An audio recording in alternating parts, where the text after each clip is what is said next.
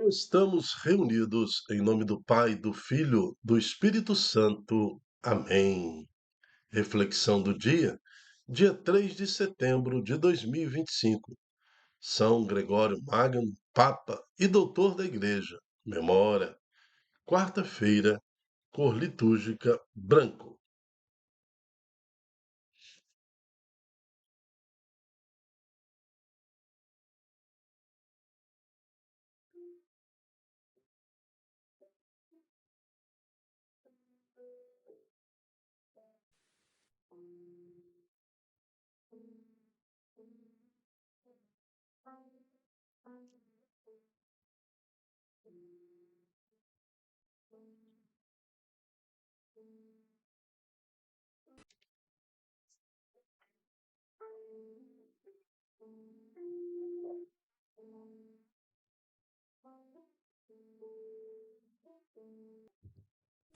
Proclamação do Evangelho de Jesus Cristo, segundo Lucas.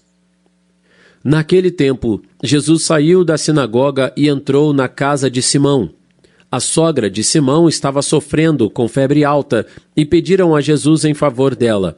Inclinando-se sobre ela, Jesus ameaçou a febre e a febre a deixou. Imediatamente, ela se levantou e começou a servi-los. Ao pôr do sol, todos os que tinham doentes atingidos por diversos males os levaram a Jesus. Jesus colocava as mãos em cada um deles e os curava. De muitas pessoas também saíam demônios gritando: Tu és o Filho de Deus. Jesus os ameaçava e não os deixava falar, porque sabiam que ele era o Messias. Ao raiar do dia, Jesus saiu e foi para um lugar deserto. As multidões o procuravam e, indo até ele, tentavam impedi-lo que os deixasse. Mas Jesus disse: Eu devo anunciar a boa nova do reino de Deus também a outras cidades, porque para isso é que eu fui enviado. E pregava nas sinagogas da Judéia. Palavra da salvação. Glória a vós, Senhor. Nós temos que entender que Jesus, o Filho de Deus, o Messias, a promessa da salvação estava entre os apóstolos. Mas nós estamos vendo aqui uma realidade do dia a dia. A sogra de Pedro estava doente. Então, estar com Jesus não significa que nós, neste mundo, enquanto substância, enquanto matéria, enquanto vivendo neste corpo, nós não iremos sofrer, mesmo estando com Jesus. Então, mesmo sendo um homem ou uma mulher santa, uma família santa, vamos passar por dificuldades.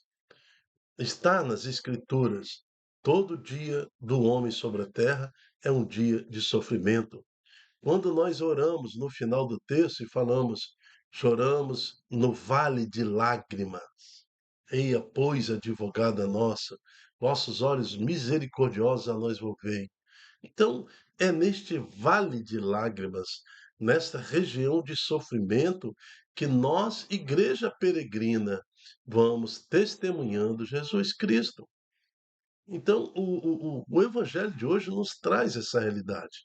A sogra de Simão estava sofrendo com febre e pediram Jesus a favor dela. Então, nós temos que entender que nós temos essa prerrogativa de pedir a Jesus em favor daquele da nossa família que sofre.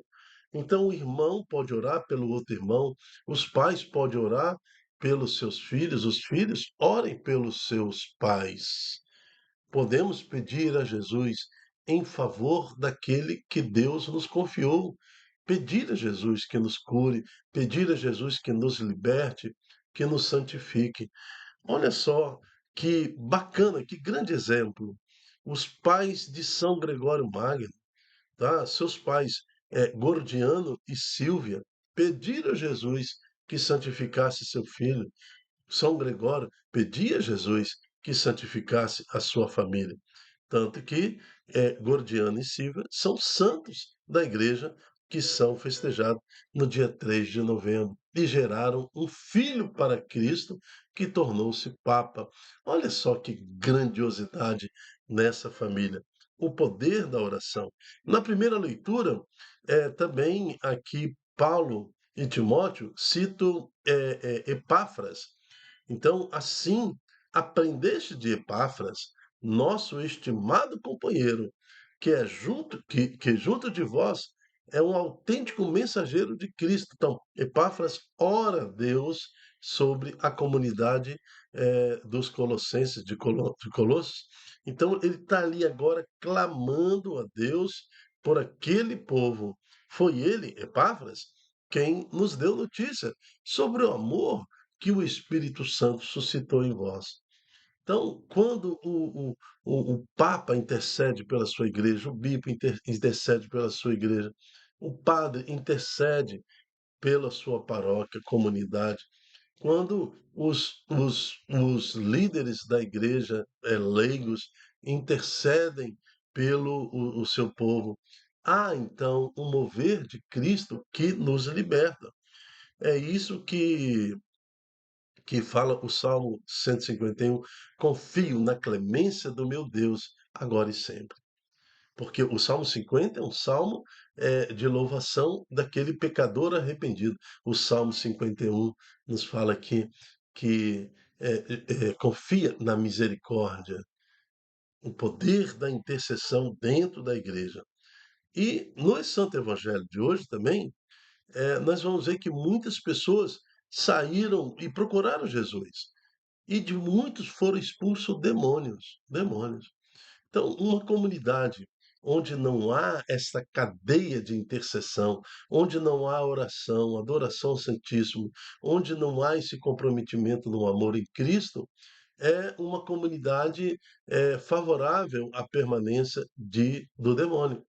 Veja que ali Jesus expulsou muitos demônios, muitos demônios.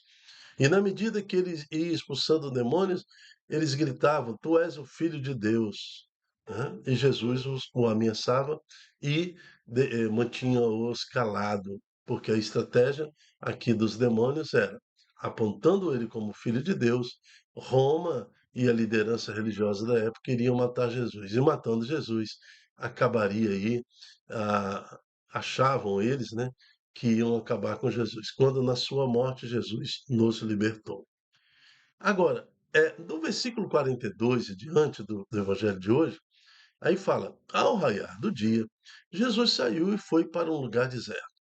As multidões o procuravam, indo até ele, e tentavam impedi-lo que os deixassem. Mas Jesus disse: Eu devo anunciar a boa nova do reino de Deus, também em outras cidades. Mas aonde que Jesus procurava? Em que local Jesus evangelizava? Também na praça, também no campo, mas prioritariamente porque Jesus ele falava: Eu fui pregar, é para isso que eu fui enviado, e pregava nas sinagogas da Judéia. Tá vendo? Nas sinagogas. Então, se eu quero ouvir a palavra de Deus, eu tenho que buscar também na igreja.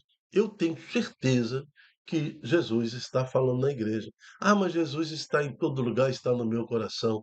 Deuteronômio 29, 29. O Espírito do Senhor está em tudo quanto é canto. Eu não preciso da igreja. Precisa. Jesus precisou da igreja. Pedro, tu és pedra, sobre esta pedra edificarei a minha igreja. E pregava nas sinagogas da Judéia. Os apóstolos, depois de Jesus, também pregavam nas sinagogas e procurava justamente essa estrutura de igreja para anunciar o Santo Evangelho. Precisamos sim da igreja e precisamos ser intercessores. Olha como nós encerramos aqui a louvação que fizemos a Deus pelo São Gregório Magno, né? Que também sejamos seus imitadores, né? E que, a exemplo de São Gregório Magno, possamos criar outros exemplos na sua santa igreja. Então, nós precisamos da igreja, queremos ser igreja, e é na igreja que nós encontramos Cristo pregando até os dias de hoje. Cristo anunciando através das homilias, através da liturgia, através da congregação de homens e mulheres de fé. Que o Senhor nos conduza, então, a ser igreja no tempo de hoje.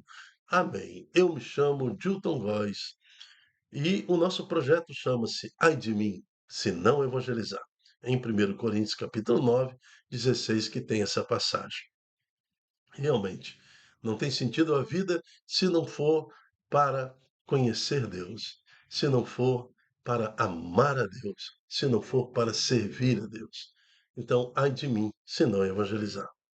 Eu quero te convidar agora a te dar um valor especial na sua vida, sendo você um anunciador da Boa Nova, divulgando em suas redes sociais esta pregação, esse ensino, para que mais corações aceitem ser igreja. E a liturgia de hoje vem nos pedir isso, exatamente isso: humildade, intercessão, ouvir a Deus pela igreja, participar com o Senhor da evangelização neste mundo. Amém. Até a próxima, se Deus quiser. Tchau, tchau.